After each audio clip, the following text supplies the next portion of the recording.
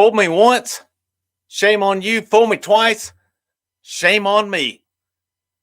Tennessee takes care of business tonight in big time fashion. It was not in doubt. 24-24 was the score, and all of a sudden Tennessee pulls away and wins this one emphatically tonight. And we'll talk more about this game right after we get this intro, and I hope more of you will join me as we talk about what was a great night for Tennessee basketball.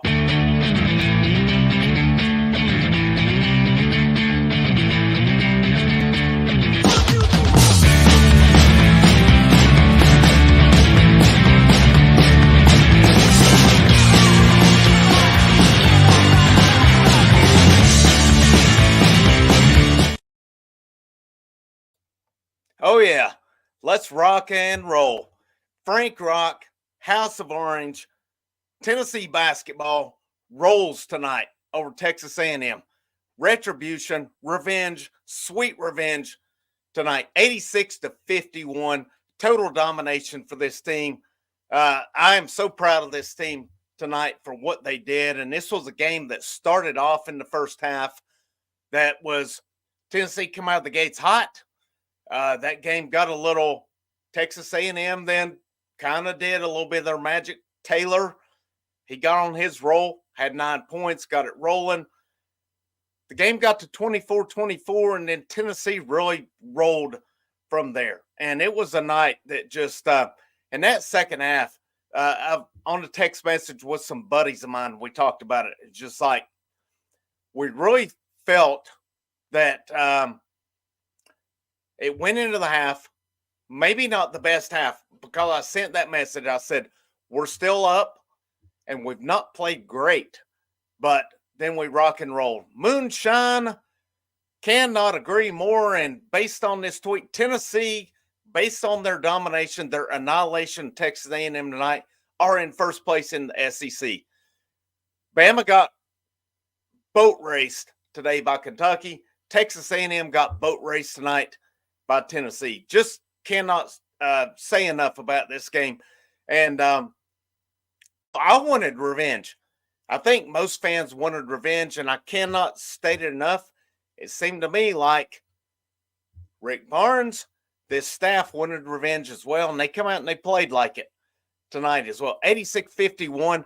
I'll get into the stats on this one as it was, and especially the way this thing ended with Freddie DeLeon throwing one down, and then Cam Carr just annihilated a dunk. It put an exclamation point on that game to where Texas A&M didn't even try to score again. They were content to run the clock out. They'd gotten their asses whipped so much at that point, they wanted no more. And normally I wouldn't like gloat and go on about this, be happy about it. But the fact of what happened 2 weeks ago, and Buzz Williams acted like a freaking idiot during that game. He acted like an idiot. He made comments leading up to this game about, well, I know the coach is not happy with me. Well, yeah, because he acted stupid in that game. Rick Barnes made the comment about, yeah, we need to put a play in to where if the coach runs on the court, we just run over him. I mean, that's pretty sad you have to say that, but it was pretty much the truth. But, just total domination. Awesome job by Tennessee tonight. Moving into sole possession of first place via way of their head-to-head win over Alabama. These last 2 weeks, if you're a Tennessee basketball fan, you can treat it one of two ways. You can either be that glass half empty and say, well, damn, this is going to be tough, or you can be at glass half full and say, we're playing the best of the best in this conference the last 2 weeks, and that's going to lead us up to the NCAA tournament. Wednesday night, next Saturday, the following Wednesday, the next Saturday are going to be fun because you're playing the top teams in the conference. You're playing the cream of the crop in this conference. So let's get into the stats tonight. 86-51. I love this one. My first individual stat, I'm going to go with Jonas Adu, 18 points, 14 rebounds. This guy, he had a couple of games, didn't really get the job done. And then LSU, Texas A&M, they got out-rebounded badly in those games. But then he's played pretty good ball since that tonight in a game where, frankly, 2 weeks ago they got dominated. They stepped up tonight. They stepped that up. Jonas Adu with 18 points, 14 rebounds. I'm going to skip down to Tobe Awaka. He had 12 points. He had, let's see here, 12.6 rebounds on that one tonight. I got confused with Ziegler. Ziegler had a big night all around tonight, and I'll get to him in a minute. Vescovy had 6 points, 5 rebounds, 2 assists, only 1 turnover. Dalton Connect, 24 points, 1 assist, 7 rebounds. Josiah Jordan James, 8 points, 4 assists, 5 rebounds. What about Zakai Ziegler's night, man? 9 points, 4 steals, 14 assists, 9 rebounds for him tonight. 1 of 4 from 3-point range, 3 of 10 overall. But, man, what a night overall for him. Freddie DeLeon had a couple points. Tobe Awaka, 12.6 rebounds. Estrella had just 3 minutes tonight. Jemai Mashak had 4 points. He had 1 rebound. Jordan Gainey had a rough night, especially earlier on. But he had 3 points. He scored late in the game. Nice rebound or nice layup late in the game. Had 2 assists. And then Cam Carr had 2 points with that throwdown he had at the end. But, yeah, I cannot agree. ZZ had a perfect game night. And when DK starts his clapping and bouncing around on his feet, the bill is coming too, and there's nothing you can do about it. When DK gets in the zone, man, it is on.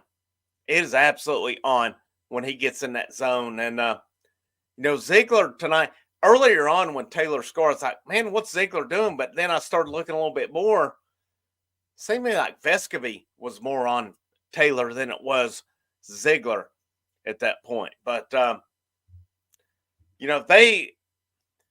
predicted, I actually think my prediction was 86-65, if I'm not mistaken, or it may have been 85-65. I was pretty dead on with Tennessee's. I gave A&M a little more credit than they deserved. And, I've said this before. I said it on the post game when I did the Texas A&M post game recap. I said it numerous leading up this game when I did the preview. Texas A&M played their game of the year the first time that they played Tennessee. That's not an opinion. That's a I got to catch myself on a little bit. It's a fact. It is a fact because they shot lights out. Jimmy Dykes alluded to it. They average about 5 to 6 3-pointers a game. They hit 11 against Tennessee the first time. They shot lights out that night. They played a great game. You got to give them credit. They shot lights out. They out-rebounded Tennessee that night. That was not the case tonight. As let's see, let's get into the team stats. So, field goal percentage. Wow. Texas A&M 27.3%, Tennessee 52.4%. Drastic difference. Here we go. This is what I like to see. 3-point percentage tonight. A&M shot 34 threes, 7 out of 34, 20.6%. Tennessee was 7 out of 20, 35%. Pretty close to right on their average. A&M, 8 out of 15 free throws, 53.3%. Tennessee, 13 out of 18, 72.2, about right on average. Here's what I like to see. I want to pull this one up just so all of you can see it. And if you're a Texas A&M, I don't have many people tuning in, but if you're by chance a Texas A&M fan, I hope you'll see this one. Let's see. Let me pull up my slides. Let's see. I just want to share this one. I really do. Here we go.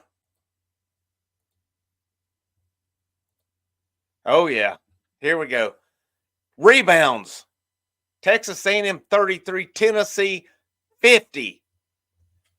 17-point advantage on that. We thought the last time that Texas A&M dominated Tennessee on the rebound column. Well, you're seeing tonight, yeah, Tennessee showed them what it was all about tonight. 50-33, total domination, total annihilation. Both teams had 10 offensive rebounds apiece. Here's where the difference was: 23 defensive rebounds for A&M, 40 for Tennessee. You think this is a team that didn't answer the bell this time? They got it handed to them 2 weeks ago. Everybody knows it. They got outplayed. They got beat. They got outclassed that night. They come out tonight with a chip on their shoulder, and I've said it all week. I've said it when I previewed this. I said it after that game. I've said it in any other basketball videos when I say leading up to this game that this Tennessee team should come out tonight for revenge. In the words of Metallica, they should seek and destroy tonight. And that is indeed what they did. 40 to 23 on the defensive boards, 50 to 33 overall on that. And if you look at this, Tennessee led for 37.06. A&M led for 52 seconds tonight. They hit a little hot stretch. Largest lead, 35 points. Assists, 23 to 11. Turnovers, fairly even. Bench points, 21-13 for Tennessee. 5-1 blocks for Tennessee. Should have been more. There was a couple of them. They got called for fouls. It was kind of questionable. Steals, 8-8. Points off turnovers, 9-8. Points in the paint, 46-22. Tennessee dominated in the paint tonight. Just, cannot state enough, man. This team brought it tonight. They absolutely annihilated Texas A&M. They did what I wanted them to do. They did what I hoped they would do. And looking forward, and I'll be honest, guys, I'm not going to stay on here too long. When these views start picking up, when the comments start picking up, I'll start going longer. We're going to treat this as basically just a post-game recap. 15 of you tuning in. Thank you to the 15 of you tuning in right now. Make sure if you're on here, make sure you like it. If you know anybody interested in, watching any of this, share it out. And if you're a return viewer, I hope you'll subscribe to the channel as well. But, I'm going to look at wrapping this thing up here pretty soon. We're about 12 and a half minutes in. I don't really need to go a whole lot longer. That's where I'm kind of going with these live streams. Right now, I'm in the infant stages of the channel. It's doing well. Doing great. Yeah, totally agree. ZZ was a game general tonight. Played his ass off tonight. Cannot state that enough. But, get back to it. I'm probably going to wrap this up here pretty soon. But covered the stats, covered what Tennessee did tonight, how they dominated Texas A&M, and just so many facets of the game. The biggest one for me was that they come up and they dominated on the rebounds tonight. And that was something they had a little bit of issues with. Jonas Adu answered the call tonight. Awaka in his time answered the call tonight. And I thought it was pretty interesting. Jimmy Dykes made the comment that Tobe Awaka, his offensive rebounds per game percentage is the top in the whole country, but he doesn't qualify based on minutes per game. So that, if you watch Awaka a lot, he does a lot of things on this team. He's a very physical forward, and there are stretches. I think back to the Kentucky game. I think back to earlier this week where he can just take a game over. He's so physical. He can dominate. And, yeah, absolutely. They came to play tonight. Great job on the boards. Cannot agree more. That was one when I looked going into this game that I wanted to see from them. How did they answer getting dominated the last time? And, it was an emphatic answer tonight for sure. But coming up, man, the schedule ahead is it's really what you look for, especially going into March Madness. I love how the schedule plays out for them because it's going to get you ready when you get into not so much the SEC tournament, and I'll hit on my thoughts on that in a minute. Any of you guys that listen to me know my thoughts on it ahead of time, but just getting you ready for that NCAA tournament. So the last 2 weeks of the season, you're looking at, let's see, I'm scrolling down here a little bit. We're looking at Wednesday night, Auburn, 7 o'clock. Next Saturday, Alabama, 8 o'clock at Alabama. The following Wednesday, South Carolina at South Carolina. It's a 7 o'clock game. And then they wrap up the regular season March 9th, Kentucky in Knoxville, which will be the conclusion to the regular season. And Tennessee basically at this point controls their own destiny as far as winning the SEC. They're in first place over Alabama via the tiebreaker that they beat their ass the first time. Alabama gave up, over 115 points to Kentucky today. I'm sorry. I like Tennessee's chances to go down to Alabama and win next Saturday. I really do. These teams who are high tempo, high scoring, but little defense, Tennessee's dominated them this year. The games they've lost have been against teams that play that slower tempo, can kind of control that pace a little bit more. Tennessee does like to play up tempo a little bit more, but I don't know. I like Tennessee to win against Auburn. I like them to win against Kentucky. I really do. I like them to go down to Alabama and win next week because of the style of play. And I may be wrong on that. I don't say it lightly. I say it as if I think it'll be a tough game, but I feel that's a game. I feel the style of play that really benefits Tennessee. The one I haven't questioned the most is at South Carolina. And it's not that I think South Carolina's better than Tennessee, but, let's give South Carolina credit. They were picked to finish last. They're 10-4 in conference right now. You have to give that team credit. They played their coach, Paris. He is coached to what he has. I don't know if that's his normal style. I'm not familiar with him from Chattanooga and before, but I know what the style he is playing at South Carolina. He's doing a great job. Hats off to him, what he's doing. That's going to be a tough game. That's the one I have circled that I think will give Tennessee the most trouble. I really do, and it's only because, it's because of style of play, but it's also because it's on the road. And some of their performances where they've really crapped the bed have been on the road. I'm going to pick going down the stretch that Tennessee goes 3-1. And we'll see on that. I think they have a real good shot to win the conference. Real good shot to get those buys in the SEC tournament. I've said it on here numerous times. I do not care about the SEC tournament. I just don't. I mean, they won it 2 years ago. It was awesome. They got to hang the banner. But what good did it do them in the tournament? It did not affect their seeding at all. And it was like, we thought they would move up in the seeding, and they didn't. That, to me, at that point, I was done with it. I'm done with the SEC tournament. I don't care about it. I had a guy when I was on another channel on YouTube a couple years ago, and I had the same opinion. I said, I don't care what happens in the SEC tournament. I had a guy come on and said, so you don't care about win championships? Well, that's bullshit. Oh yeah, I want to win. I want to win the SEC championship. I want to win the regular season. I don't care about the SEC tournament. I just don't. And I think it's a joke that teams have to play that tournament, that end of season conference tournament, especially these teams like the Southern Conference, an East Tennessee State, a Wofford. One of these teams, they play, I don't know,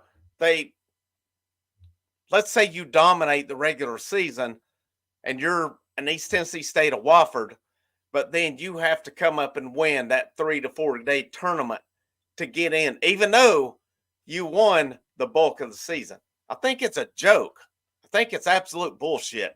And I hope they change that at some point. And I'm hoping when this revolution, when these teams break away from the NCAA, I'm hoping that becomes a little more the norm, that you don't just have to come up and play your way into the tournament based on a 3 or 4 day tournament. I've argued with people on that saying, well, you should have to win to get in. No, you've already won for 5 months on it? Why should you have to win 3 more days?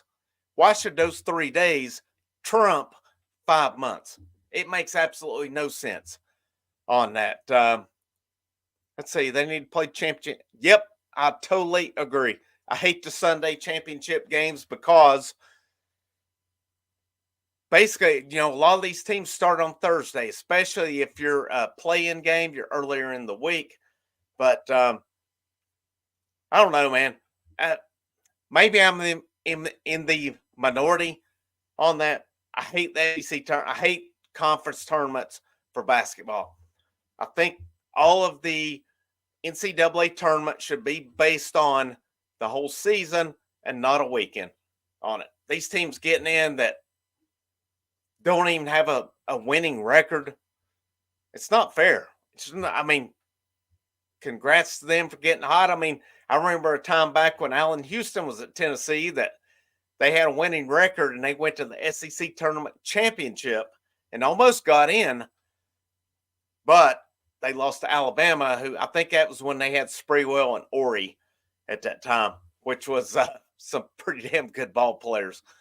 But last 2 weeks, man, I'm excited about this. Auburn Wednesday night, Alabama next Saturday, South Carolina the following Wednesday in Columbia, Kentucky at home to end the season. Tennessee, odds are, I really feel 3-1 is, I'm going to go 3-1. I think it's too much to say this team goes 4-0 the last two, just because that's a tough schedule there. But 3-1, yep, exactly. The conference tournaments are just money grabs, 100% facts. Absolutely. They're not going to go away because of that. But anyhow, last 4 games are going to be fun. Conference tournament. Hey, if they win it, great. I hope they don't win it at the expense of, fatiguing out, and then it cost them an NCAA tournament. 2 years ago, they won the conference tournament. They went out to Michigan in the second round. And it still makes me sick because right before the game, we saw Hunter Dickinson. They talked about, well, he could come back in next year. And this guy seems like he's been at Michigan forever. Now he's at Kansas. Let's get this COVID era over with. Let's get it over with. These guys are playing for too long. They're not meant to play college basketball, college football, any of these sports for 5, 6, 7 years. And there's even a guy, next year at Miami is getting a 9th year of eligibility. You're not meant to do that. You're just not. Degrees for the most part. If you're like me, maybe you get a 2-year degree in 10 years. I may or may not be kidding on that, but, but we get degrees later on in life. These sports are meant to play for 4 years, 5 years tops. All right, let's get Hunter Dickinson. If he's that good, he needs to go on pro after this year. They're talking about his prospects after when they beat Tennessee 2 years ago. Here he is still in college at that point. Let's see. We win the regular season championship or 1 seed. Doesn't matter what we do in tournaments. Win a game. Go rest up for the road to Phoenix. Amen, brother. Amen. I really. It's contradictory if 2 years ago when Tennessee won the SEC tournament, they did not move up on the seed line. If this year, all right, they win the regular season and they go in, and let's say they lose on Friday or Saturday when they play, and it bumps them down, it totally contradicts 2 years ago on that. And Joe Lunardi, Joe Lunardi's not the one to blame. People take it out on Joe Lunardi because of his seeding. He's just telling what he thinks and what he knows at that point. It's these idiots from the NCAA that are making up the tournament that come up with, as you know, they make up stuff on the go, just like they are with NIL, just like they're trying to retroactively enforce NIL rules. But, I like what this Tennessee team's doing. I like their chances down the stretch to go at least 3-1. And I'm going to discuss right now. I'll go and get into it just to kill time a little bit, just to progress this a little bit more. But What is this team's ceiling this year? And I hope you'll chime in on the chat with me. And got 15 of you in here right now. Thank you. Thank you so much, guys, for supporting this channel. Thank you for tuning in.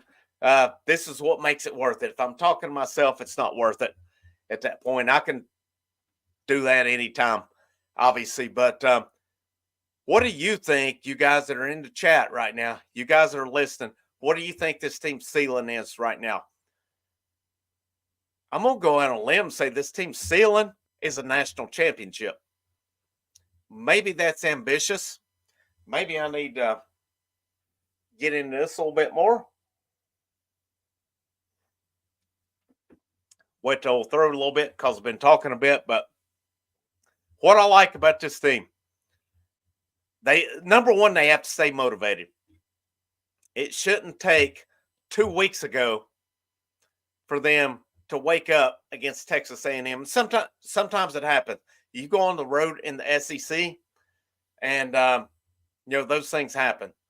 But yeah, I like this one. Richard Patton, we can go all the way, brother. I agree with you. But also, depending on matchups, they can win it all. That's a key. That is a key. One thing we've seen, play Purdue earlier in the year, play Kansas earlier in the year, when they played Mississippi State and got beat, when they played South Carolina and got beat. It was really a case of those teams' big guys took over those games. Texas A&M a couple weeks ago as well. We need a motivated Jonas Adu. We need a motivated Tobe Awaka, but we also need Awaka to stay out of foul trouble because that's kind of his big thing this year. He gets in foul trouble, and they have to pull him out quickly.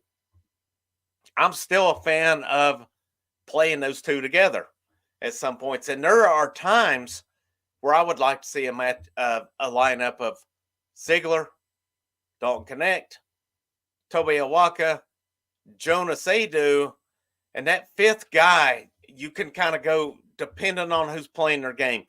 Could you go Meshack? Could you go Vescovy? Could you go James? If Gainey is on, maybe you go Gainey. There's numerous ways they could go, but I think if you get into a physical team, you really need to look at that possibility of Adu and Awaka. And Rick Barnes is starting to play them more minutes as well. But let's see what else we got here. Oh, Indy Kid. Yeah, blast from the past. Hey, Eric, good to see you on here, man. Thanks for tuning in. I think Tennessee can go all the way, have to stay consistent. Yep, absolutely. Absolutely. They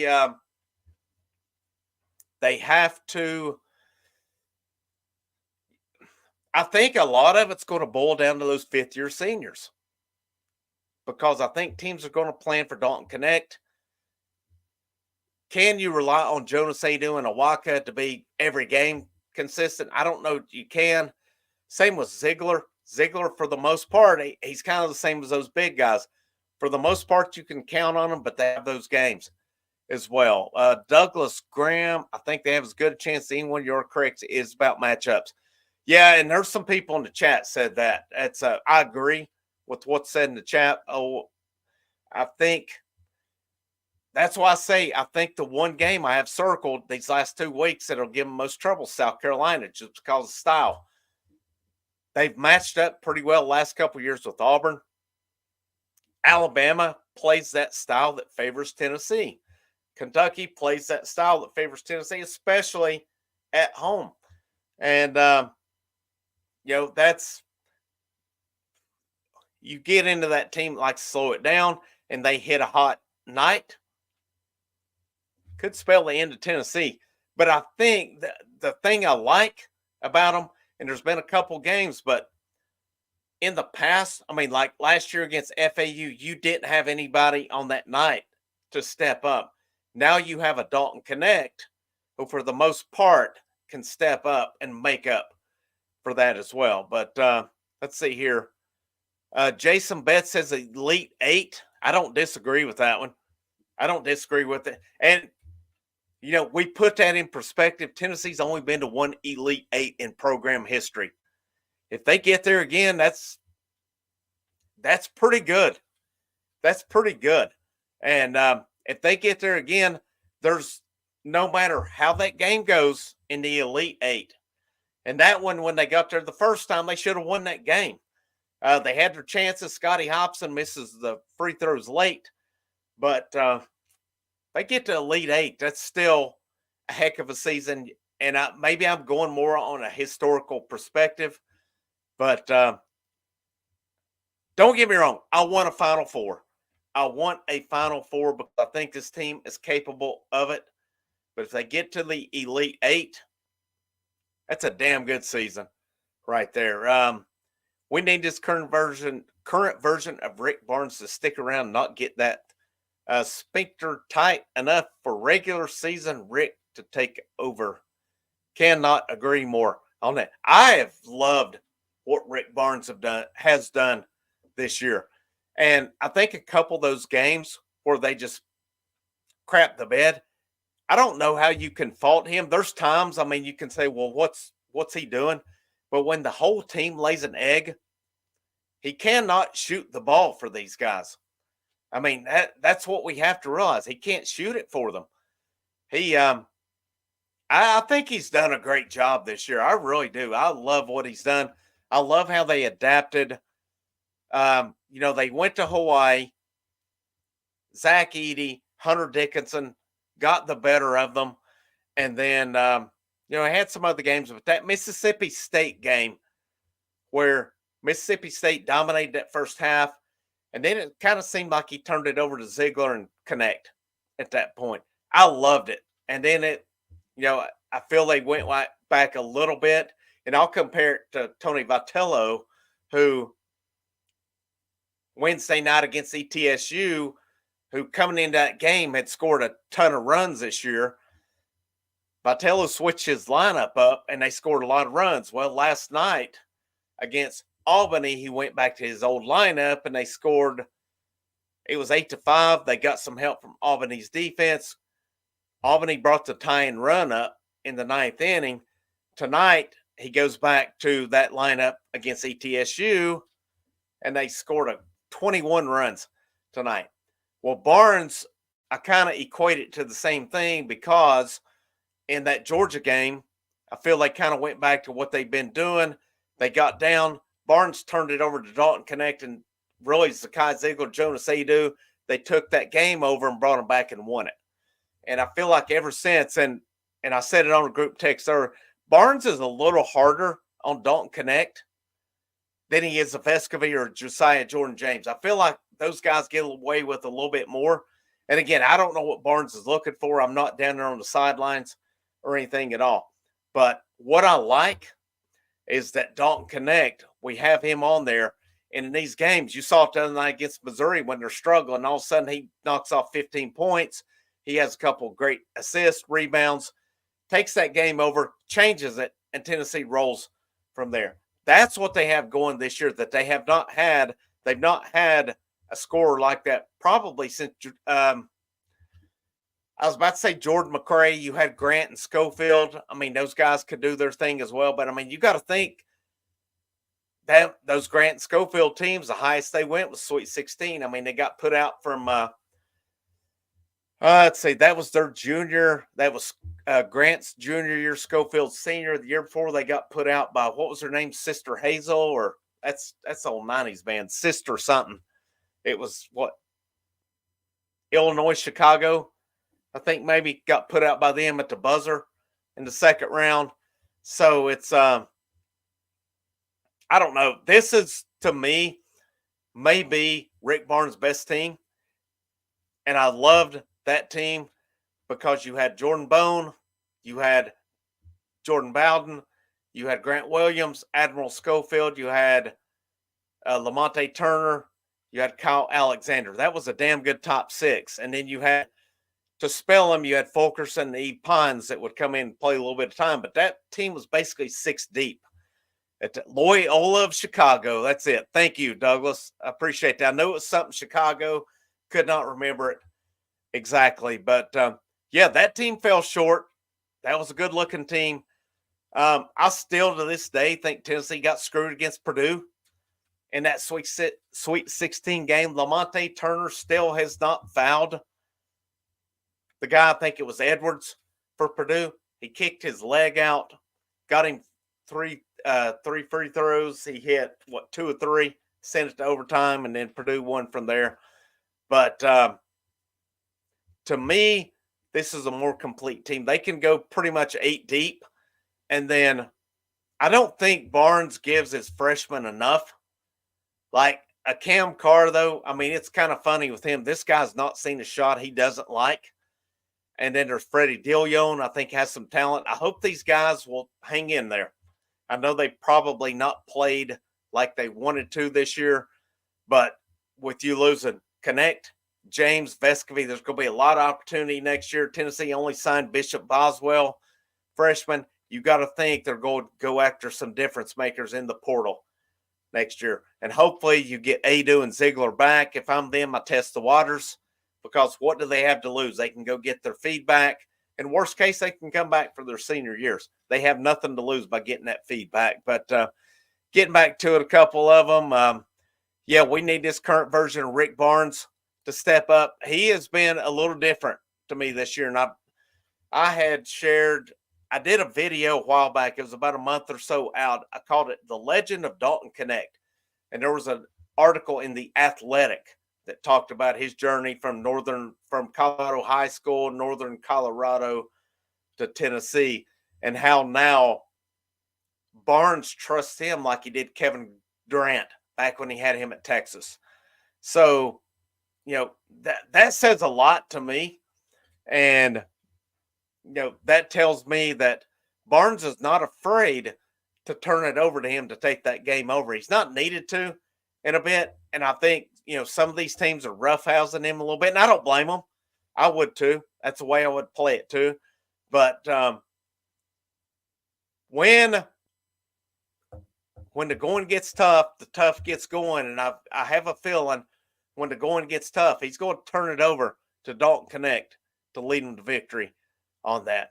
But couple more miles. Let's see. We'll see over the next few games. Basketballs keep their play at this elevated level. So agree in Natty's possibility. Can't have any whole game or extend. Yep. Totally agree. Totally agree. It's like just when you think they turn that corner where, yeah, these performances are in the past. Here's the South Carolina game. Here's the Texas A&M game. So it's like, you know, we're never out of the realm of possibility of laying an egg. But, you know, I do like that there's been a couple of those games this year where I felt like last year's team would have lost and this year's team won based on that. Let's see what else we got here. Eric Jones, the old Indy kid creeping back in. Yeah, that was if you're new to following my channel, I used to do another channel out here. I'm not going to endorse them because they won't endorse me. So, but we're all good with it. But team's going to play on Dalton. That's a fact. So these fifth-year seniors like Ziegler James got to step up and get Tennessee the championship. I really want to see Vescovy and James. That's the main two I want to see step up on this team. I want nothing more for those two guys to go out on a high note. And I've been hard on them on here as well. But it's because they've been here a while. I mean, I remember watching both of these guys approximately a couple weeks before COVID shut everything down up in South Carolina and Columbia. They lost, and James missed a little baseline jumper. I can't remember who missed the free throw. I think it was Fulkerson that would have tied the game. James had a shot, would have ended it, missed it. So, I mean, that was their freshman year. That was back in 2020. So, you know, we're looking at, based on this, their fifth year playing. Yeah, I want nothing more for those guys to go out. And I've been hard on them. It's hard. I wasn't on any kind of show last year at this point, or I would have been hard on them after that FAU game in Madison Square Garden where they didn't show up. And this team needs those guys, though. And they need them more than anything just to hit those shots when they're open and to create those shots when those opportunities arise. They don't need those two guys to necessarily take over the game. They have Dalton Connect. They have Ziegler. They have Adu to do those things. They have, to an extent, Jordan Gainey, when he's on his thing, but they do need them to make those plays when opportunities present themselves. Let's see. Richard Patton, we can score anyone in our defense is what's going to make us great. That's going to be the key. I feel good about those teams that Tennessee plays, like an Alabama, Kentucky, a Florida, that they like to run and gun, but they don't play great defense. I think that plays into Tennessee's hands. But you get into one of these like a South Carolina, like a Texas A&M, for example, the first time, not so much tonight. Maybe a more slow it down team. That's the teams that gives Tennessee trouble. It's the teams that's been giving Tennessee trouble for a couple years. Now, if they can run into those teams that like to play pace, that's right up Tennessee's alley, because their defense is going to shut these teams down to an extent. It may allow one guy to go off. It's not going to allow them all to go off in those games. Let's see. Dave Shields, feels like 98. Yep, absolutely. Cannot agree more. I bet T. Martin's going to come out and throw out the first, come out and shoot the first free throw, probably to get the game going. Do I think DK is a lottery pick? Absolutely. At this point, I do. I really do. I think he's worked his way up to where I've compared this. I'm a Lakers fan, and this goes back to the Showtime days. I'm not necessarily a LeBron fan. I really don't like LeBron that much. But going back to the Magic Worthy days leading up to Kobe, and now, I've stuck with them thick and thin, but I compare DK to Austin Reeves. I think their games are a lot similar, and I think DK is going to be a real good pro player. And Jimmy Dykes talked about it one night. He plays good enough defense to be good in the NBA.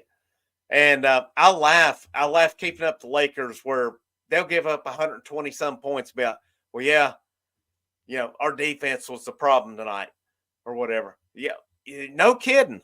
No kidding, the defense was. But that's the NBA. They don't play a lot of defense. Your defensive player of the year probably still on a night against the top guy gives up 25 to 30 points. Back in the 80s, back in the early 90s, your Jordans, your Pippins, I was not a Bulls fan, but let's face facts. Those guys locked dudes down. I love the stories from the original Dream Team when they played, I think it was Yugoslavia with Tony Kukoc, and it talked about on the bus about how those guys were fighting over who would shut him down. Jordan Pippen, all these guys, and they shut his ass down. They shut him down. Love it. I love back then, if you went down that lane for a dunk, you're going to be picking your ass up off the ground. It wasn't like now in the NBA. You go down the lane, they get out of the way and let you dunk it. Loved it back then. Loved it. It was physical. You earned it. The NBA today is a farce compared to what it was back in the day. People talk about Jordan versus LeBron. How many points per game would Jordan average today? I mean, come on, man. LeBron's a great player. He is one of the greats. But he's playing in an era that I would love to retroactively fit him into the old days to see how he would fare. And I'm not saying he wouldn't do good. He would still do good, but it was a different game. Guys took pride in defense. Guys took pride in shutting you down back then. I don't think they take a lot of pride in it now. Let's see. Let's go down to comments. See, Connect gets accolades, but Adu's a stud this year. Adu has been great this year. He's had some moments. He's had a few games where he's not been that great, but he does not get the credit he deserves. And I've talked about in some of my videos that I posted where I've read some articles about where he's creeping up on possible like two-way player in the NBA, maybe second round pick where he could get a two-way contract. That's why if I'm him, why not, man? Test the waters next year or after this season. See what kind of feedback you get. Worst case, you're coming back for your senior year. Best case, you creep up to get drafted pretty high. Maybe, I don't know that he's a first-round pick, but, if you get some kind of a guaranteed contract, that's pretty awesome. I mean, I think it's Connect does get all the accolades, but, there's other guys. You look at Adu and you look at Sakai Ziegler. those guys have been big this year. They have been big. And where would this team be without them? I mean, Ziegler tonight, almost a triple-double. Adu, a double-double again. A lot of unsung guys. I'm a Jemai Meshack fan. I like what he brings to the table as well. I don't think this guy gets the credit he deserves. I think if you gave him a little bit of offensive free will, so to speak, he could score some points. There's those games he could do it.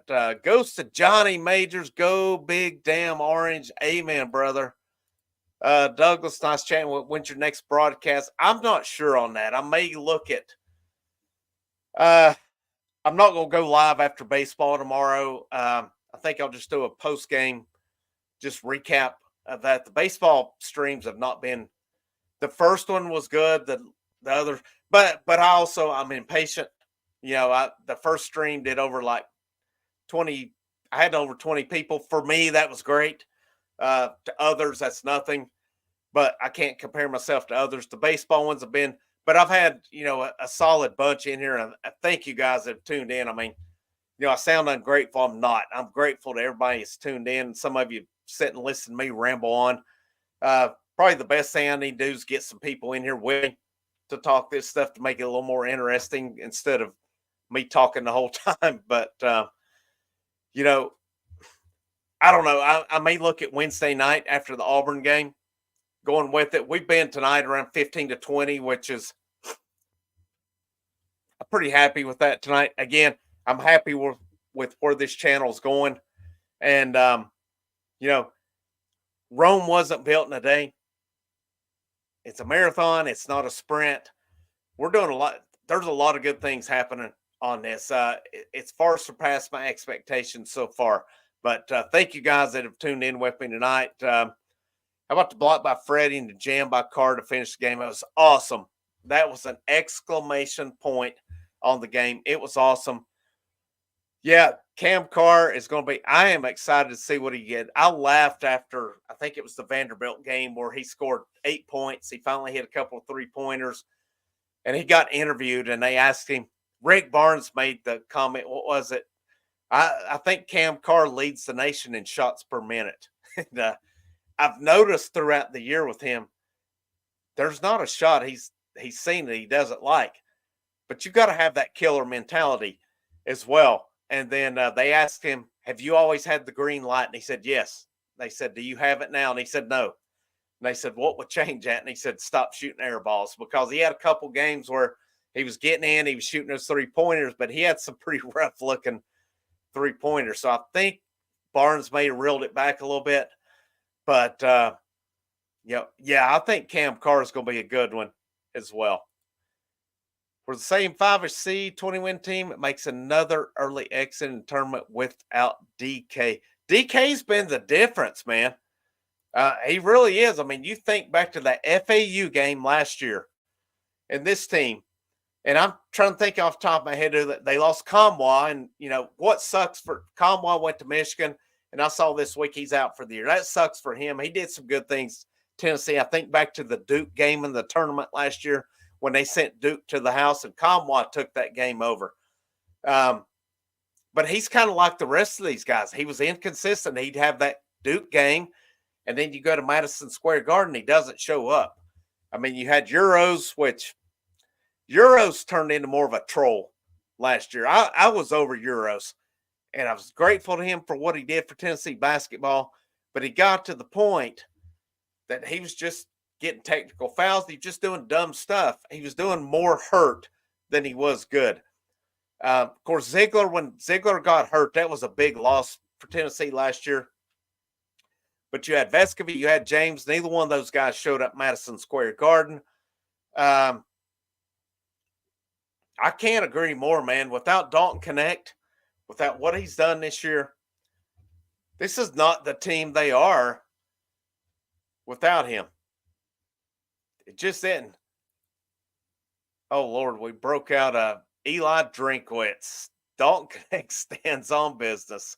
So, but yours was doing WWE. He he might as well been his name might as well been Uso instead of Euros last year because he totally should have went to the WWE Performance Center once the year was over with his flopping, with his acting, with his antics that he did last year. He would have been perfect to be in NXT right now, going against Carmelo Hayes or Braun Breaker or one of these guys instead of playing overseas. Euros missed his calling by a lot. He would have been perfect in WWE. I totally agree with that. But yeah, man, I'm going to go back to this one. Think of what this team would be without Dalton Connect. I mean, yeah, he gets the accolades. Jonas Adu deserves them. Sakai Ziegler deserves them. But I don't know what this team would be without Dalton Connect. I really don't. And if he's not SC, at least I don't think he'll be National Player of the Year. They're all about Edie. There's some other guys. It's going to be tough competition there, but I think an SEC, I think it's a no-brainer that Dalton Connect's SEC Player of the Year. I don't even think it's close. They'll probably try to give it to somebody from Bama. Maybe they try to bring in somebody from another team. Connected is the SEC Player of the Year. This team is not where it is without him this year. This team is not going to go far in the tournament without Dalton Connect. It just is. Without him, this is a pedestrian team. Maybe I'm right. Maybe I'm wrong on that. But I really think if you didn't have Dalton Connect on this team, this is a team that would be decent. They'd be middle of the pack. They'd be around where Kentucky, Florida, Mississippi State is. They would not be leading this conference. He has been the difference maker in this team this year. I mean, you look at his points per game for conference. I mean, he's closer to 30 points per game. And, this team, yours could have been the next Steve Nash. He could have been the outsider. He could have been old big sexy. He could have been the next big sexy this year, old Nash. But, Connect, he opens other guys up because they're keying on him.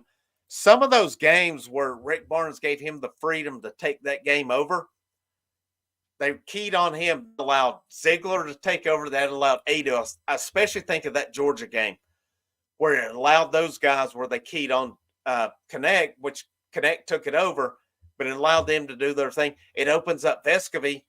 All you really need Vescovy to do is to hit that open shot. You don't need him to score 20 points on it. If he scores 10 to 15, that's great. Hit the open shot. Same with Josiah Jordan-James. Hit the open shot. With Jordan Gainey, hit the open shot. That's what you want out of Connect. And it's the exact same tough defensive team that's challenged on offense. Brutal to watch like the last few years. Had they not had Connect, that is the case. Absolutely. It would have been the same thing that we've been seeing. They would have one game where they're on, and then we've really only seen 2 games this year. I think back to Maui. I didn't think they were that bad. I mean, that Purdue game was neck and neck. Kansas, not so much. Not a great game. Connect kind of hit a little bit of a struggle in those 2 games, but they still made a little bit of a – that was, I think, Vescovy's best scoring game, if I'm not mistaken. But Purdue game, you had Connect did some stuff for a while. Gainey took it over, led them into that game. Mississippi State, Connect and Ziegler brought them back. You look at the South Carolina game, Connect was it. Connect was it on that night. And then the Texas A&M game, that was just one of those games that it sucked. It freaking sucked that night. But if you don't have Connect, you added Jordan Gainey, and you can't really factor this would be the same team even if you would have gotten Jordan Gainey, but not gotten Dalton Connect. You'd have that game where they were up. You would have that game where they were down. But Connect has elevated this team to where this team has a shot, guys. I wouldn't lay money on it. And, you're still going to have to go through UConn. You're going to have to go through Purdue. Houston has something to say as well. But this Tennessee team has, I don't know. we'll see where it goes, guys. I don't want to go. I don't want to kind of put my foot in my mouth on it, but I think this team has a real shot this year. This is probably I don't know, a couple years ago with Kennedy Chandler, man, would it be nice to still see him here with him bouncing around between the G League? And I don't even know that he's been in the NBA in 2 years. Be nice to see him down there because he was a stud at point guard the 1 year he was here. But we'll see where it goes. Like some of you guys have alluded to, it's going to depend on matchups. It really is. And let's see. Also, yeah, Jimmy Dykes alluded to this when I talked about it earlier about how Awaka on average averages, what is it, the most offensive rebounds per game in the nation, but he doesn't like qualify based on minutes. I guess it's like if you have that highest batting average in the league, but you don't have enough at bats for it. Awaka's a stud down there. There's times I don't think he gets enough playing time, but also, part of it too is he gets in foul trouble often. That's kind of his thing. Goes to Johnny Major's Final Four team. I definitely think it's Final Four team. I agree. I mean, there's some others said Elite Eight. If this team doesn't make Sweet 16, it's a down year. I mean, you cannot discount the regular season, but there still has to be expectations. You do all that in the regular season, you got to think it leads up to the postseason as well. And earlier the name, I hope regular season Rick doesn't take over. I so want Rick Barnes. I would love to see him win national championship. He is a great coach. He's a Hall of Fame coach. For some reason, it's never clicked with him in the tournament for the most part. I think he has one Final Four. I would love nothing more for him to go out. And he's not going out this year. I would love nothing more for him to win national championship. The way he's coaching, we don't want him to go out.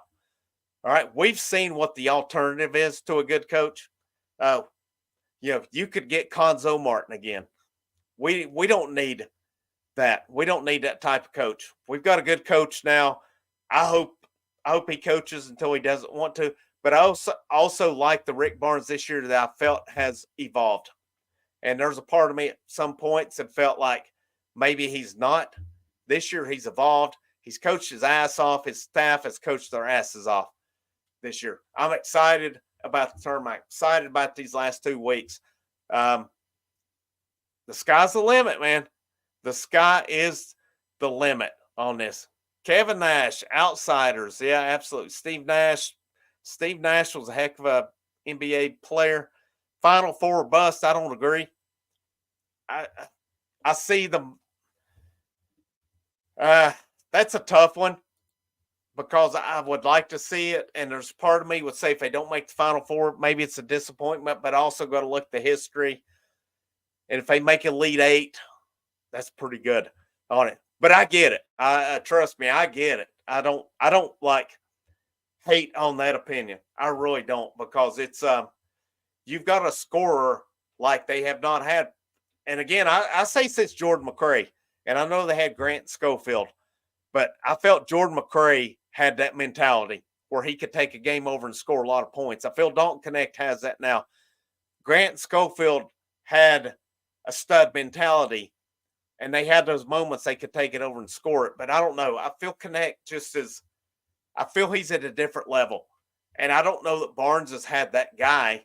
And I'll talk about Jordan McRae. He played under Conzo Martin. Pearl recruited him. This is a big one. Something I didn't mention was Barnes' 800 wins tonight. Congrats to him as well. Well-deserved over a career that was Providence, Clemson. Not too far down the road from where I'm at now. Clemson, Texas, where he spent a lot of time, now at Tennessee. He's arguably going to go down as Tennessee's greatest basketball coach ever. Arguably. Maybe a case is meant for some guys like Mears or, Don DeVoe was a heck of a coach. I don't think he was to Barnes' level. Cannot discount what Bruce Pearl did. And I've said it numerous times. It was a witch hunt that got him out on it, especially if you look back at the time. I was like, oh, yeah, you can't lie. But, you look back on it now, it was petty what put him out. I need a Connect tattoo on your back. Nah, why not on my neck, man? Right here on the side. Just put Connect. Put Connect. Put the number on one side, or maybe put his face on one side, DK and the number on the other. Double neck tattoo. Maybe that's where we go with it. I think Dave Shields, if Tennessee wins the national championship, Shields should get a Dalton Connect tattoo on his back. I think that's where we should go with it. So we'll just put that out there tonight. And so national championship, Shields with the tattoo on his neck. Kind of like the last time Shields and I hung out, there was a guy we saw that had a tattoo on his forehead when we left. But and only one other person on here knows what I'm talking about here. But hanging the banner, Tennessee's greatest regular season coach in history. Barnes has got to get that Elite Eight. He has to. That's where Barnes can distinguish himself from other coaches, because frankly, right now, most people are going to look at it and say Bruce Pearl's the greatest. I have no problem with that, because Bruce Pearl was awesome here. He really was. He changed the culture of Tennessee basketball. He started bringing Tennessee basketball to a level it hadn't been. Tennessee had recruited well. Kevin O'Neill recruited great. He just wasn't a good coach. Jerry Green inherited those, went to a Sweet 16, blew an easy opportunity to the Elite Eight against North Carolina that year when North Carolina had Forte. And they had Julius Peppers, who's better known for his NFL career, took that game over that night, put Tennessee out of it. And but there was some good talent in the early 90s of Tennessee basketball that just didn't pan out for whatever reason. And O'Neill wasn't the coach to do it. Green, for whatever reason, he couldn't get them there. We thought Buzzball was the answer. Buzzball was not, because Buzz has some talent as well. You could probably ask the guy in the SEC Network studio, Ron Slay, about that. And then I'm trying to think, did it go from Buzzball to Bruce? I think that's how it went, was it not? But, Bruce, yeah, it was. It absolutely was. And, what Bruce did was great. Got to the Elite Eight as a 6th seed that year as well. So Barnes is going to be judged on where he goes with this team. Elite Eight or bust, man. That's what they've got to do. They got to get to that point. And if not, it's just going to be the same old, well, it's Rick Barnes. They choked out when it come time. But, we've had a pretty good show tonight. Good comments. Good back and forth on that. Thank you, guys. Thank you. Some old buddies in here tonight. I can't, I appreciate you guys. Some of these guys that, chiming in. This is awesome, man. This is where I hope this channel gets to on it. Tomorrow, I think I'm just going to probably drop a video on the end of the Tennessee baseball series. I mean, how about them guys? They dropping 21. Love the lineup. Back to it today. And we'll see where they go tomorrow. I'm curious to see who they start for their Sunday guy as well. The funny thing with this channel, man, I've not talked a whole lot of football. I've talked a little bit of it. We know football's king in Knoxville. Let's go amp up. Spring practice is right around the corner. I really want to get into some position previews and stuff. Thing is, I do work a full-time job. So, when I try to do this, plus my work, it's a lot. It's fun. I'm not going to sit and make it. It's a lot of fun. It is a lot of time too. Good point right here. Teams that usually make the deepest runs have great point guard play, and we have it. That's been kind of an Achilles heel at some points, because Tennessee's not always had that great point guard play. Let's see. Thanks for letting me know. $1 to $20 gift card, best contributor. Dave Shields will be sending you that $20 gift card in the mail, so be on the lookout for that. So he'll have his Dalton Connect neck tattoo, and he'll be sending you a $20 gift card. So be on the lookout for that. But you guys rule. Thank you so much for tuning in. Y'all are great. Frank Rock, House of Orange, and we'll wrap this thing up. Have a good rest of the evening. Happy rest of the Saturday. Happy Sunday. And as always, Buzz Williams, you can suck it and go Vols.